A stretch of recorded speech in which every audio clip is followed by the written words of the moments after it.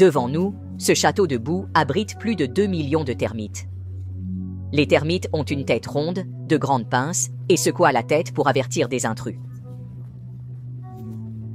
Depuis des millions d'années, termites et fourmis légionnaires sont ennemis jurés. Les fourmis légionnaires, redoutables au combat, ont un corps conçu pour la guerre. Plus effrayant encore, un nid de fourmis légionnaires peut compter des millions de soldats. Leur sortie en masse est comme une machine de mort, ne laissant aucun survivant. Une attaque de fourmis sur un nid de termites, qui vivra, qui mourra? Observons. Dans une forêt d'Afrique de l'Est, l'équilibre proie-prédateur existe, sauf pour ces fourmis. Elles exterminent leurs proies, petites mais féroces.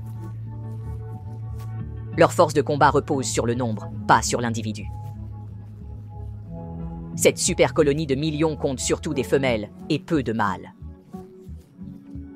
Les fourmis légionnaires, toujours en marche, n'ont pas de nid fixe, migrant pour se nourrir. Tous les 21 jours environ, elles quittent leur nid pour un nouveau site. Évitant le soleil de midi, elles traversent la forêt, créant de nouveaux terrains de chasse. Ces prédateurs voraces dévorent tout, attaquant en groupe comme des chiens de chasse. Même les proies bien plus grosses n'échappent pas à leur assaut mortel. Une fourmi repérant une proie libère des phéromones, attirant des centaines de congénères.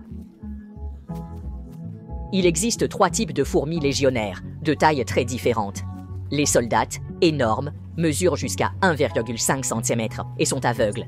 Elles s'orientent avec 2 antennes couvertes de poils sensoriels, capables de détecter odeurs et vibrations. La tête des fourmis soldats est massive et dure, avec des mandibules tranchantes comme des faucilles. Leur rôle principal, attaquer et défendre. Face à une proie résistante, elles la tuent d'abord. Leurs mandibules acérées percent facilement la chair des proies, comme des poignards. Les fourmis moyennes, moitié moins grandes, s'occupent du découpage avec leurs longues mâchoires. Il y a aussi de minuscules ouvrières de 3 mm, très agiles malgré leur petite taille. Elles aident à la chasse et s'occupent de la construction du nid et du nettoyage. Ces 3 types de fourmis collaborent si bien que les proies n'ont aucune chance de s'échapper. Comme on dit, avant que l'armée ne bouge, il faut assurer le ravitaillement. L'armée de fourmis stocke de la nourriture. L'avant-garde enterre les proies pour les troupes. L'avant-garde laisse des traces odorantes pour guider le gros des troupes qui suivent. Un arbre creux devient un excellent abri temporaire pour la colonie de fourmis. Les ouvrières construisent le nid au hasard, séparant les pierres et les cailloux.